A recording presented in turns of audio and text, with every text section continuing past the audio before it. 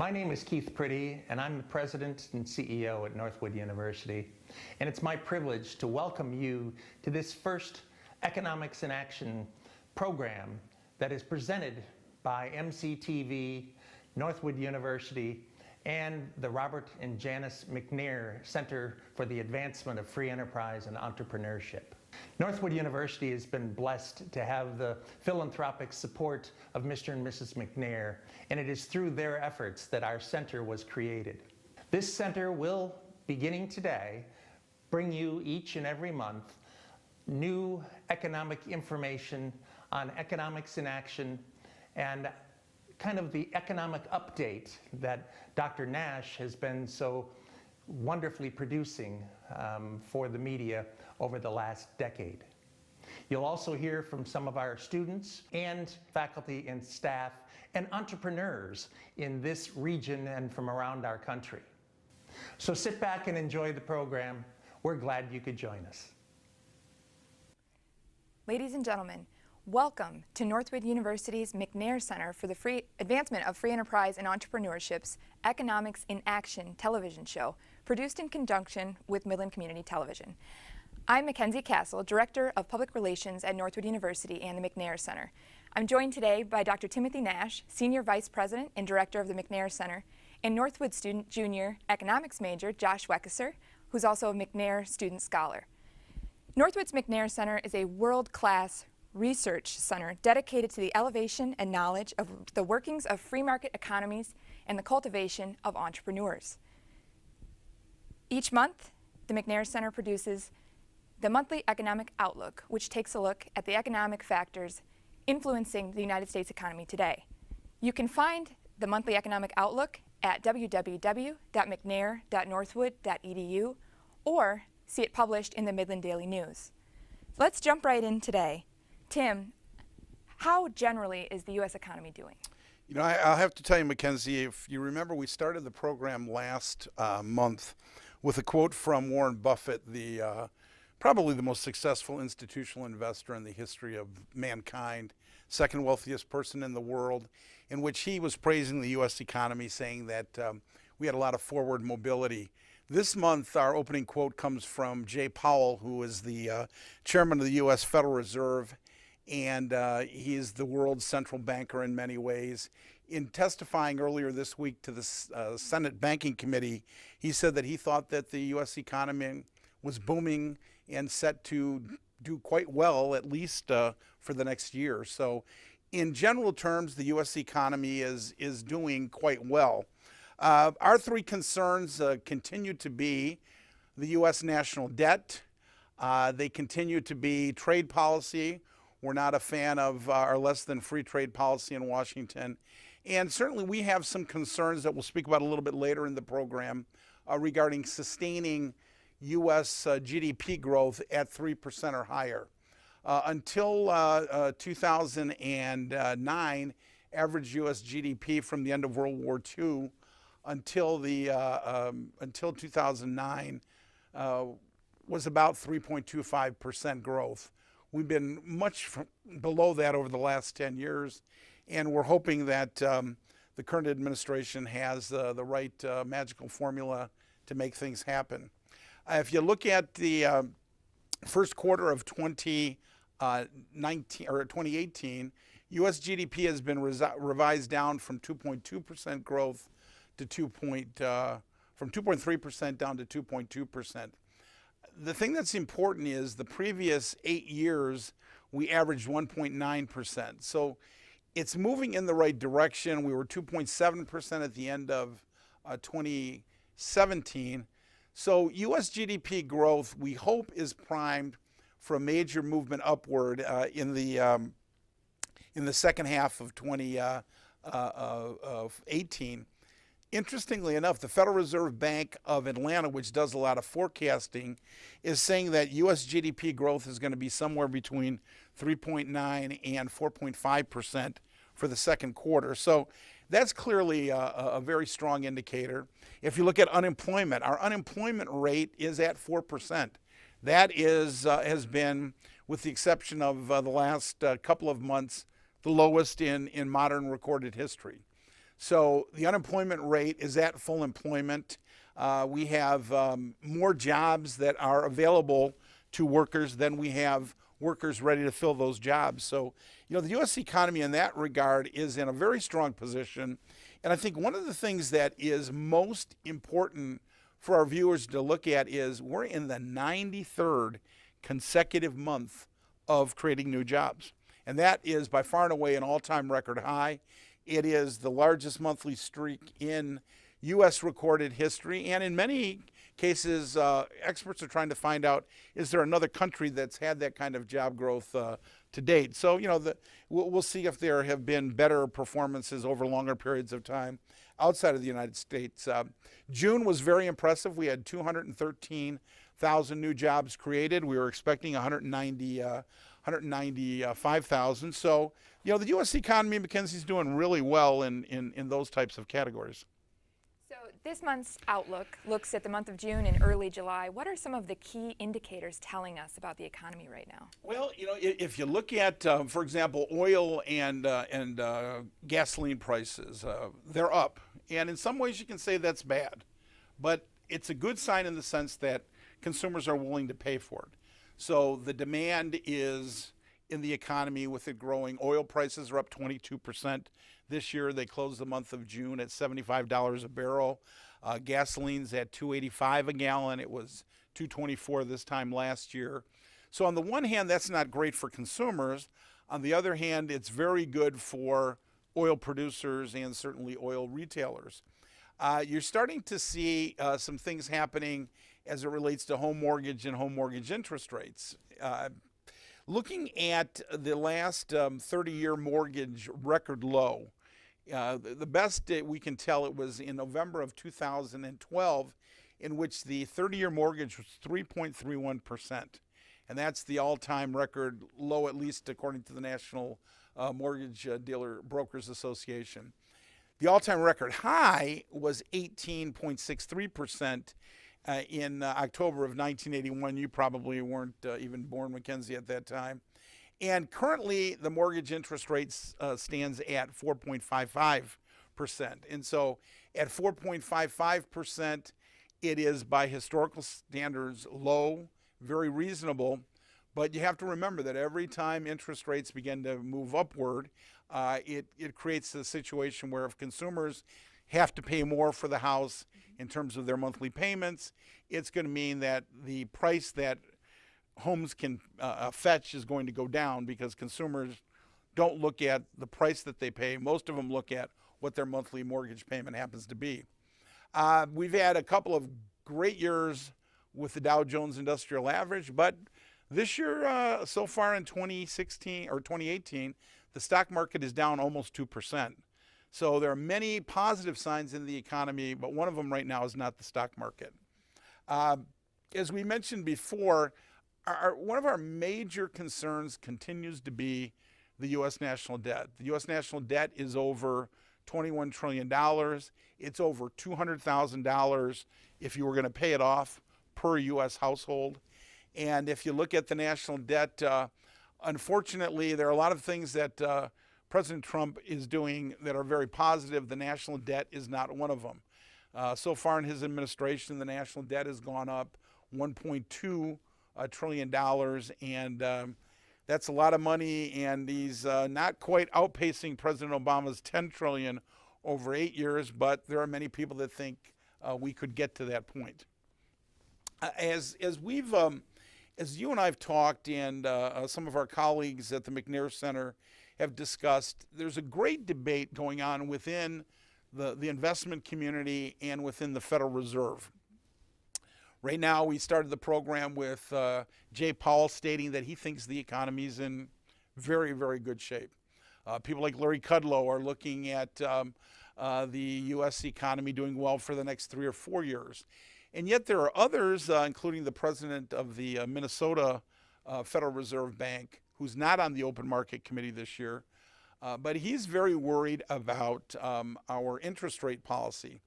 And so when you look at this next slide, this slide shows what we call the yield curve. And the yield curve is what you can earn on a U.S. Treasury bond. And as you can see from the chart, that the yield curve can be inverted, it can be flat, and it can be normal. And so normally speaking, if you look at the data here, we're going to go back and forth between these two slides. But if you look at the data right here, you can see that if you look at July of 2016, first and foremost, interest rates were lower. And if you could borrow money in 2016, the interest rates that you paid were lower, and the yield, the amount of money you earned on a Treasury bond, was much less. But look at the gap. A 2-year yield, you got just over 0.5% interest on an annualized basis. A 10-year bond, you got 1.38%. And so the difference between the two, with the 10-year rate paying higher amount of money, paying a higher amount of money, was 137% higher. If you look at December of 2017, a little over a half year ago, you can see the yield was up. Why? Because interest rates, mortgage rates, other rates were going up. The government could afford to pay a higher rate of return, and in many cases had to pay a higher rate of return to get people to buy the government debt instrument, the 2-year or the 10-year Treasury bond. But you can see that the 2-year yield was 1.89% in December of 2017, and the 10-year was up to $2.4%. If you look at that, the difference is only 21%. And now if you look at just earlier this month, when you look at the 2-year in July, it's up to 2.57%, and the 10-year Treasury is at 2.89%. The difference in the two is only 12%. And so what you see is a flattening of that yield curve. It's getting to the point where if you look at the inverted yield curve and you look at the normal yield curve, you're now seeing something in between, which is a flattening of the curve. The curve will turn, flatten out, and then it will slope in either direction. And so when you now focus on this slide, folks, for a couple of minutes, historically what we know is that the last 2 recessions have taken place, and some experts will say it's been 60 years of looking at the yield curve. But when the yield curve becomes inverted, meaning it looks like a demand curve, like you see the red curve here in the slide, it means that your short-term interest rates are higher than your long-term, meaning the government needs to pay higher rates to get money to fund the economy, and it means that interest rates in general are going to be going up and the economy is going to slow. The worry that when it becomes inverted is that people are worried that there could be a major inflation, and oftentimes they go overboard and put interest rates up so high that it moves the economy into recession. The point that a lot of experts, including the president of the Minnesota Fed, is making is that once a yield curve becomes inverted, it's a take it to the bank sign that a recession is ahead within the next 6 months.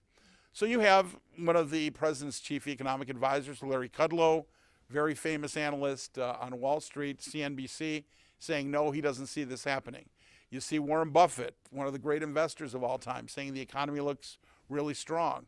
You see the chairman of the Federal Reserve Bank of the United States saying, we think the economy is in strong shape. But then you see this yield curve that worries a lot of us, because in the last 2 recessions, and some people say it goes back 60 years, we have not had an inverted yield curve and not had a recession. So I would say we are at McNair very optimistic, but we're concerned and looking closely at the yield curve, and we'll be reporting on it now in the next couple of months' issue. Last but not least, in terms of the general data on the economy, because at the McNair Center we are so focused on entrepreneurs, because entrepreneurs create the vast majority of jobs in this country. Over 90% of all jobs are created by businesses that have 200 employees or less. The small business index The index of optimism of small business leaders, small business owners, just last month was at a 45-year high. So there are a lot of mixed feelings about the economy, and I'd say generally exciting things happening in the economy. But the yield curve worries me about the long-term GDP. I hope we get to a true free trade policy much sooner than later. And we really do need to do something about government spending. Right now, spending is the problem in the U.S. economy. It is not a problem where it's a tax revenue problem. Tax revenues are coming in at record levels. Our problem is the government is spending more than what's coming in. Great, thank you for your assessment of the economy.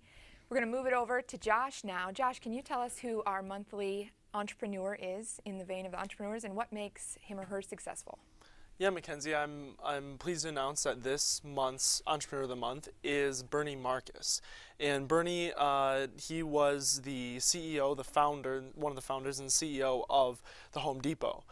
Bernie was born in 1929 in Newark, New Jersey, and grew up in a not so wealthy family. His parents were actually Russian Jewish immigrants. And he grew up learning and having to know how to fight. He was a fighter and always was determined to do what he wanted and to work hard to get there. His mother told him as long as he studied and worked hard, he could be anything. So Bernie went through school in Newark and actually was accepted to Harvard. But unfortunately, his family couldn't afford to send him to Harvard, and the scholarships weren't quite high enough to get him there. So he instead went to Rutgers and attended the School of Pharmacology at Rutgers and became a pharmacist. After becoming a pharmacist, he actually understood the retail business, the retail side a little bit more, and was really interested in business and went to work for Handy Dandy and was down in Los Angeles, California, and worked there at Handy Dandy and ended up having a falling out with the CEO and was fired in 1978 along with Arthur Blank, who went on to help him found the Home Depot. And he was, Bernie ended up being the CEO of Home Depot for 19 years.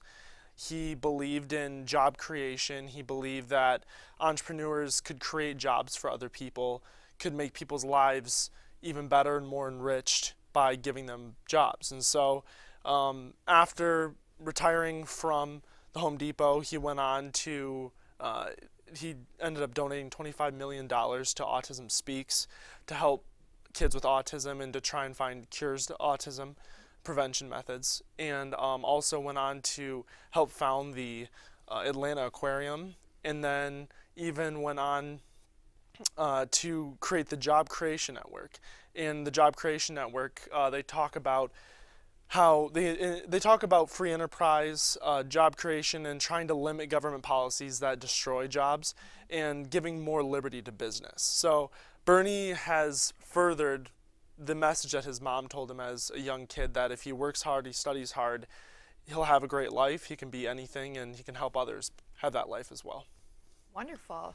And I know in 2017, Northwood University recognized him with an Outstanding Business Leader Award. So Dr. Nash, you had a chance to meet him. What, in your opinion, makes him unique? Well, I'll tell you, the thing that is really unique about Bernie is that when you think about the team, Arthur Blank, who has gone on to help the Atlanta area with his fortune. He owns the Atlanta Falcons football team. And Ken Langone was really the Wall Street guy. So the three of them, as Joss noted, co-founded Home Depot. And the thing that I think is most important about Bernie, number one, he's just a really kind, generous human being. And he is a true epitome of the Northwood idea of the free enterprise system that we teach at Northwood University. And what I would say is that in founding Home Depot, he put the customer at the center of the business. And if you've ever been to a Home Depot store, the first thing you notice is when you walk in the store, somebody's there to greet you. And they ask you about your customer needs, and they take you or direct you to the area of the store that you need to be, or they'll tell you, no, we don't have that here, but here's where you should go. They'll even recommend a competitor's store if they don't carry what you have are a good substitute. And then I would also say, Mackenzie, that if you look at, Josh noted that Bernie started the Job Creators Network. One of the things that he has noted over the years is that there have been very difficult times in the economy to start a new business. And he's constantly, like last month's outstanding entrepreneur, Bob McNair from Houston, Mr. McNair said the greatest gift that he could ever give a human being was a job. And Bernie Marcus feels the exact same way. And so Bernie also went one step further in the sense that with the Job Creators Network, they teach entrepreneurs how to create businesses.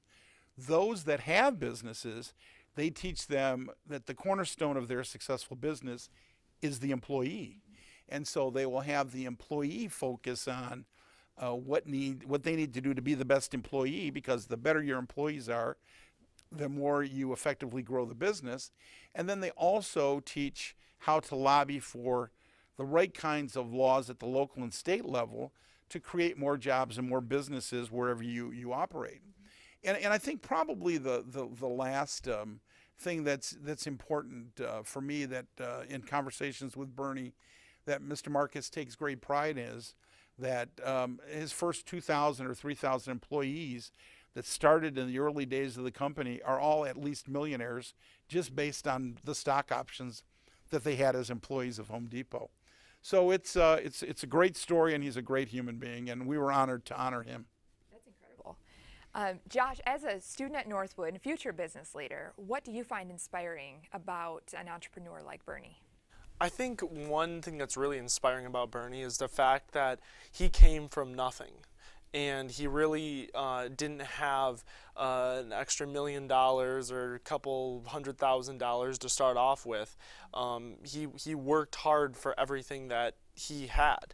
And I just think as a future business owner and an entrepreneur that it's important to focus on working hard, earning everything that you make, not getting handouts or not, getting an extra buck some other way. You need to put the work in order to get that, and then to go back and share that with the community or those who helped you get there. I think that's really important, helping others just like some people helped you. So I think that's really exactly what Bernie has done to the community and the others who have helped him. Just like Dr. Nash stated that he gave the stock options to his first employees. So that's inspiring to me, and something that I hope other entrepreneurs will take advantage of. Wonderful. Well, thank you. Ladies and gentlemen, this wraps up the June-July episode of Economics in Action.